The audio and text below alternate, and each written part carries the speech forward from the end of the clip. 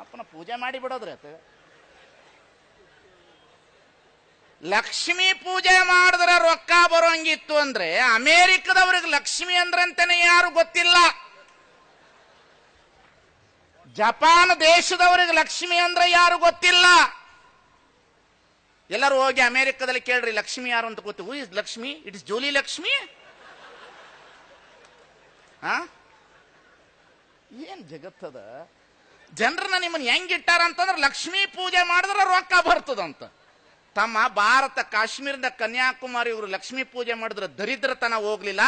Japan ಮತ್ತು America ಬೇರೆ ದೇಶಗಳಲ್ಲಿ ಲಕ್ಷ್ಮಿ ಯಾರು ಅಂತ ಗೊತ್ತಿಲ್ಲ. ದೇಶದಲ್ಲಿ ದುಡಿದ್ರು ನಿಮ್ಮಂತ ಭಾರತ ದೇಶಗಳಿಗೆ ಸಾಲ ಕೊಡ್ತಾರೆ. ಮನುಷ್ಯರಿಗೂ ದುಡಿಯೋದನ್ನು ಬಿಟ್ಟು ಪೂಜೆ ಮಾಡೋದು ಕಲಿಸಿರಲ್ಲೋ ಪೂಜಾರಿಗಳ. ಯಾವುದು ದೇಶ ಇದು? ಯಾವುದ್ರಿ ದೇಶ? ಏನು ದೇಶ ಉದ್ಧಾರ ಆಗೋದು ಗುಡಿಯಿಂದನೋ ಮಸೀದಿಯಿಂದನೋ ಮಂದಿರದಿಂದನೋ? ಅದಕ್ಕೆ ಬಸವಣ್ಣ ಬರದ ಎಷ್ಟು ಸುಂದರವಾದ ರಚನೆಯಾದಂತ ವಚನವನ ಬರದ. ಕೃಷಿ ಕೃತ್ಯ ಕಾಯಕ ಮಾಡುವ ಸದ್ಭಕ್ತನ ಪಾದವ ತೋರಿಸಿ ಬದುಕಿಸಯ್ಯ. ಆತನ ತನು ಶುದ್ಧ, ಆತನ ಮನಶುದ್ಧ, ಆತನ ಭಾವ ಶುದ್ಧ, ಆತನ ಮನೆಯಲ್ಲಿ ಹೊಕ್ಕು ಲಿಂಗಾರ್ಚನೆ ಮಾಡಿದ ಗುರುಪಾವನ. ನಾವು ರೈತರನ್ನ ದೇವರನ್ನ ತೊಳೆದು ಹೋಗ್ಲಿ, ರೈತರನ್ನ ಮರ್ತೋ, ಕೆಲಸ ಮರ್ತೋ, ಕಾಯಕ ಮರ್ತೋ, ದಯಮಾಡಿ ನಿಮ್ ಇಲ್ಲಿ ಕುಂತಿರೋ ಬಹಳ ಜನ ಗಂಡಸರಿದ್ರಿ, ಹೆಣ್ಮಕ್ಳು ಕಡಿಮೆ ಇದ್ರಿ. ನಿಮ್ಮ ಹೆಣ್ಮಕ್ಳಿಗೆ ದೇವ್ರು ಖರ್ಚು ಮಾಡೋ ರೊಕ್ಕನ ಪ್ರತಿದಿನ ಪಿಗ್ಮಿ ಹಾಕಕ್ಕೆ ಕೇಳ್ರಿ. ವರ್ಷಕ್ಕೆ 4 ಬಿಲ್ವಾರ ಮಾಡಿಸ್ಕೊಳ್ಬಹುದು. ಎಷ್ಟು ಮಾಡಿಸ್ಕೋಬಹುದು? ಬಂಗಾರ ಮಾಡಿಸ್ಕೋಬಹುದ್ರಿ. ದೇವ್ರು ಕೊಡೋ ರೊಕ್ಕನ ಅವ ಏನ್ ಕೇಳತಾನವ? ಬಾಳೆಹಣ್ಣು ಕೊಟ್ಟಿರೋದು ನಿನಗೆ ತಿನ್ನಾಕ, ಅದನ್ನ ಬಿಡ್ತಾರ, ಬೆಳಗ್ಗೆ ಬಾಳೆಹಣ್ಣು ತಗೊಂಡು ಹೋಗ್ತಾರ. ಗಣಪತಿಗೆ ಬೆಣ್ಣೆ ಸೇವೆ ಮಾಡಿದ್ರೆ ದೇವರು ಸಾಕ್ಷಾತ್ ಒಲಿಯುತ್ತಾನೆ ಅಂತ ತಾಮ್ರಪಾಣಿ ಹೇಳ್ತಾನೆ 12 ಗಂಟೆಗೆ ಜಿಟಿವ್ಯಾಗ. ಯಾರು? ತಾಮ್ರಪಾಣಿ ಅಂತೇಳ 12 ಗಂಟೆಗೆ ಹೇಳ್ತಾನೆ. ಸ್ವಾಮಿ, ಬೆಣ್ಣೆ ಸೇವೆ ಮಾಡಿದ್ರೆ ದೇವರು ಒಲಿತದಂತಂದ್ರೆ ಬೆಣ್ಣೆ ತಗೊಂಡೋಗಿ ಸೇವೆ ಮಾಡೋದು. ನಿಮಗೆ ಇಷ್ಟು ಪಂಚಾಮೃತ ಕೊಡ್ತಾನೆ, ನೀವು ತಿಂದು ತಲೆ ಮೇಲೆ ಹೋಗ್ಕೊಂಡು 3 ಸಲ ತಿರ್ಗಾಡಿ ಹುಚ್ಚರಂಗ.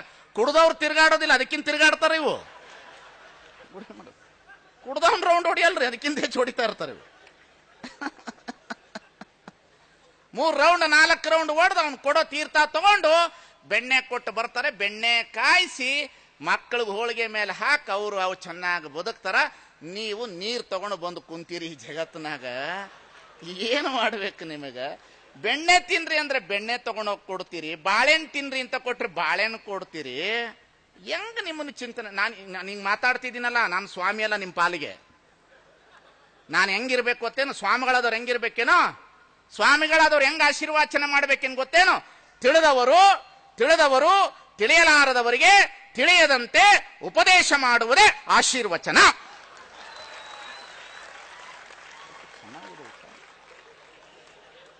ತಿಳಿದವರು ತಿಳಿಯಲಾರದವರಿಗೆ ತಿಳಿಯದಂತೆ ಉಪದೇಶ ಮಾಡುವುದೇ. ನಾವ್ ಹಿಂಗಂದ್ಬಿಟ್ರೆ ನೀವು ಹಿಂಗ ಉದ್ಧಾರ ಆಗ್ತಿರಂತೆ. ಹಿಂಗ ಉದ್ಧಾರ ಆಗೋದಿತ್ತು ಅಂದ್ರೆ ಈ ಜಗತ್ನಾಗ ಎದಕ್ಕೆ ಸ್ವಾಮಿ? ಎಲ್ಲರೂ ಹಿಂಗ್ ಹೋಗಿತ್ತು, ಎಲ್ಲ ಸ್ವಾಮಿಗಳು ಹೋಗಿ ಅಲ್ಲಿ ನಿಂತ್ಕೊಂಡ್ಬಿಡ್ಲಿ. ಎಲ್ಲಿ? ಚೆನ್ನೈನಲ್ಲಿ. ಹಿಂಗಂದ್ಬಿಡ್ಲಿ, ನೀರು ಬತ್ತು ಬಿಡ್ಲಿ ಅಂತ. ಬತ್ತು ಬಿಡ್ಲಿ ಸ್ವಾಮಿ, ಹಿಂಗಂದು ಬಿಡ್ಲಲ್ಲ ಎಲ್ಲಾರು. ಪರದಾಡಕತ್ತಾರ. ಏನ್ ಈ ಜಗತ್ತಿನಲ್ಲಿ ಎಂತೆಂತ ಮೋಸಗಾರರು ಹುಟ್ಟಾರ ಅಂದ್ರ ಹೇಳಬಾರ್ದು. ಮಾತನಾಡೋದಿಲ್ಲ, ಹೆಚ್ಚು ಮಾತಾಡೋರ್ ಮುಂದೆ ಮೈ ಕೊಡಬಾರ್ದಂತೆ, ಎಮ್ಮೆಯನ್ನ ನೀರಿನಲ್ಲಿ ಬಿಡಬಾರ್ದಂತೆ, ಹೆಣ್ಣು ಮಕ್ಕಳನ್ನ ಸೀರೆ ಅಂಗಡಿಯಾಗ ಬಿಡಬಾರ್ದಂತೆ. ಹೆಚ್ಚು ಹೊತ್ತು ನಾ ಮಾತಾಡಕ್ ಹೋಗೋದಿಲ್ಲ. ನಿಮಗೆ ತಮಾಷೆ ಒಳಗಡೆ ಚಿಂತನೆ ಹೇಳ್ತಾ ಇದ್ದೇನೆ. ಯಾಕಂದ್ರೆ ಬೆಳಗಿನಿಂದನೂ ನೀವು ಕೂತಿರ್ತೀರಿ, ನಿಮ್ಮ ಮನಸ್ಸಿಗೆ ಒಂದಿಷ್ಟು ನನ್ನ ಹಾಸ್ಯದೊಳಗಡೆ ನಿಮಗೆ ಚಿಂತನೆ ಇದೆ. ನನ್ನ ಹಾಸ್ಯದ ಮಾತಿನಲ್ಲಿ ನಿಮಗೆ ಜವಾಬ್ದಾರಿಯಾದಂತಹ ಬದುಕನ್ನು ಕಟ್ಟಲಿಕ್ಕೆ ಅವಕಾಶ ಇದೆ. ಎದ್ದೇಳಬೇಕು ನೀವೆಲ್ಲರೂ. ಎದ್ದೇಳಬೇಕು, ಚೆನ್ನಾಗಿ ಎದ್ದೇಳಬೇಕು. ಕೊಲ್ಲೂರು ಮೂಕಾಂಬಿಕೆಗೆ ಸೀರೆ ಉಡಿಸಿದ್ರೆ ದೇವರು ತೃಪ್ತಿ ಆಗ್ತಾಳಂತೆ. ಇನ್ನು ಕೇಳಿದ್ರೆ ಊರೊಳಗೆ ಗೌಡ್ರು ದ್ಯಾಮವನ್ ದುರ್ಗವನ್ ಜಾತ್ರೆ ಮಾಡ್ತಾರೆ, ಗೊತ್ತೇ ನಿಮಗ? ಏನ್ರಿ ಶಿವನಗೌಡ್ರೆ, ದ್ಯಾಮವನಿಗೆ ಜಾತ್ರೆ ಟೈಮ್ನಲ್ಲಿ ದೇವ್ರಿಗೆ ತಾಲಿ ಕಟ್ಟವ್ರು ಯಾರು ಗೊತ್ತೇನ? ಯಾರು ಕಟ್ತಾರ? ಪೂಜಾರಿ ಕಟ್ಟಲ್ಲ, ಊರ್ ಗೌಡ ಕಟ್ತಾನ. ಏನ್ರಪ್ಪಳ ದ್ಯಾಮವ್ನಿಗೆ ಊರ್ ಗೌಡ ತಾಲಿ ಕಟ್ತಾನಂದ್ರೆ ಗೌಡ್ರ ಏನ್ರು ದ್ಯಾಮವ್ ಆದ್ಲಲ್ರಿ ಜಗತ್ನಾಗ.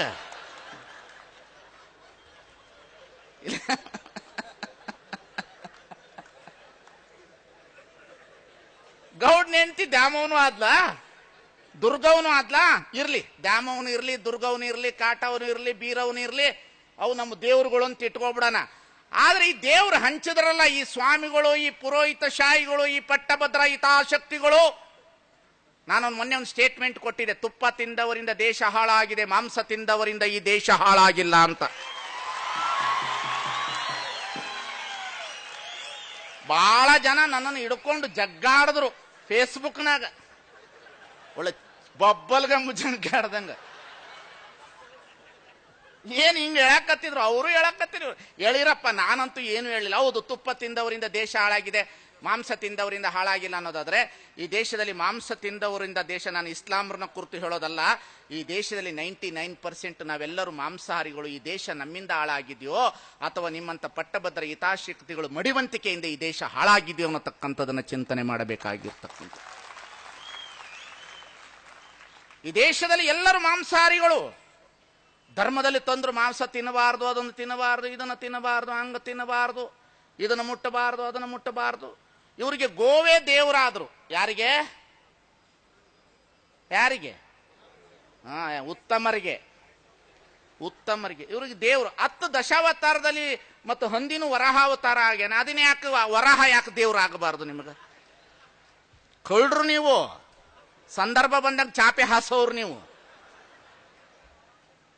ಸಂದರ್ಭ ಬಂದಾಗ ಚಾಪೆ ಹಾಸೋರು. ಅದಕ್ಕಾಗಿ ಬಸವಣ್ಣ ನುಡಿದ, ವಿಪ್ರರು ನುಡಿದಂತೆ ನಡೆಯೋರು, ವಿಪ್ರರು ನುಡಿದಂತೆ ನಡೆಯೋರು, ತಮಗೊಂದು ಬಟ್ಟೆ ಶಾಸ್ತ್ರಕ್ಕೊಂದು ಬಟ್ಟೆ. ವಿಪ್ರರು ನುಡಿದಂತೆ ನಡೆಯೋರು, ತಮಗೊಂದು ಬಟ್ಟೆ ಶಾಸ್ತ್ರಕ್ಕೊಂದು ಬಟ್ಟೆ. ಏನು ಬಸವಣ್ಣ ಎದ್ದು ಬಂದ, ಏನು ಬುದ್ಧ ಎದ್ದು ಬಂದ ಈ ಮಾತನ್ನು ಹೇಳಿದ್ರು, ಅಂಬೇಡ್ಕರ್ ಬಂದು ಹೇಳಿದ್ರು. ಆದರೂ ನಮ್ಮ ಜನ ಎಚ್ಚೆಚ್ಚಲಿಲ್ಲ. ನಮ್ಮ ಜನ ಇವತ್ತಿಗೂ ಗುಡಿಗಳಲ್ಲಿ ನಿಲ್ತಾರೆ. ಅಂಬೇಡ್ಕರ್ ಎಂತಹ ಮಾತನ್ನು ಹೇಳಿ ಹೋದ್ರು ಈ ನಾಡಿನೊಳಗಡೆ. ಈ ದೇಶದ ಹೆಣ್ಣು ಮಕ್ಕಳು, ಈ ದೇಶದ ಹೆಣ್ಣು ಮಕ್ಕಳು ಗುಡಿಗುಂಡಾರದಲ್ಲಿ ನಿಲ್ಲುವ ಕ್ಯೂಗಳಲ್ಲಿ ಕಾಣುವ ಹೆಣ್ಣು ಮಕ್ಕಳು, ಗುಡಿಗುಂಡಾರದಲ್ಲಿ ನಿಂತಿರುವ ಕ್ಯೂವಿನಲ್ಲಿ ನಿಂತಿರುವ ಹೆಣ್ಣು ಮಕ್ಕಳು ಎಂದು ಗ್ರಂಥಾಲಯದಲ್ಲಿ ಕ್ಯೂ ನಿಲ್ಲುತ್ತದೆ, ಅಂದು ಈ ದೇಶ ಉದ್ಧಾರ ಆಗ್ತದೆ ಅನ್ನತಕ್ಕಂಥ ಮಾತನ್ನು ಹೇಳಿ ಹೋದ್ರು ಅಂಬೇಡ್ಕರ್.